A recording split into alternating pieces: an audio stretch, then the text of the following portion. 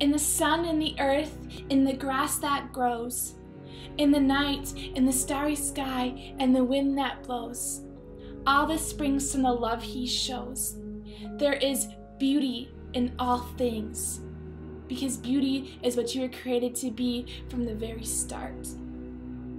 Now we are his creation, a nation that lives and breathes to serve him. We are his hands and feet to a world in which we do not need to compete because he has already won the grave. Death and all of its deceit was defeated. But 2,000 years later, you will still find the lost living hopeless and the tossed aside feeling tied and tried, because to them there is no bright side. And now you know that kid who used to walk so close to the Lord and then could not seem to afford any more, and God was ignored. And that friend who lost all hope and slowly crept down that slope just to feel something more than what he already did. And you gave up on them, saying that their life wasn't holy or righteous or good enough. And all you did was feed them religious stuff. And even that woman who stands on the side of the busy street, she sells herself like she is something cheap on a shelf. And we see this pain with our human eyes, and we think ignorant lies. We see these people as imperfect, but how does God see them? I think that God sees them as perfect. But now I think all too often, many try to fade and soften the truth into their own made-up reality, having the mentality that there is nothing inside of them that speaks of loveliness. So listen and don't miss when I say this, that there is beauty in the lonely and the lost. There is even beauty in the prodigals and even the prostitutes, because at what cost did Jesus Christ die on the cross? To sacrifice his own life to give love, a love that is greater than anything that we could ever speak of.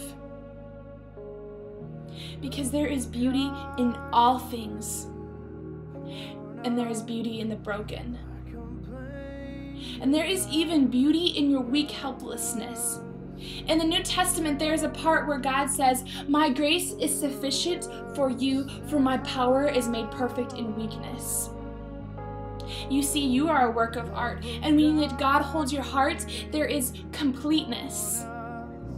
Now, we are not perfect, although we try and fail, and we are surely not all-knowing, as though we think and act we are. So let us focus on the one in whom we place our trust.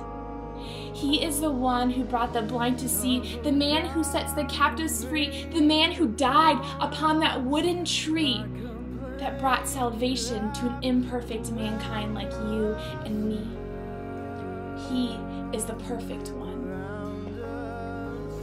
And what if in our faults we did not try and halt the work of our King? If God is the essence of grace, peace, power, and redemption, then let us live in his presence.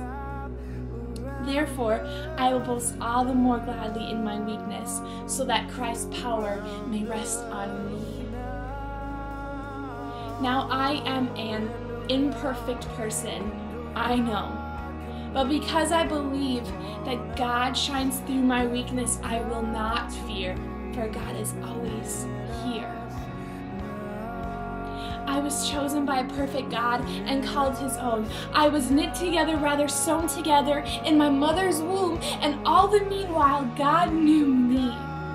He knew the person he created me to be.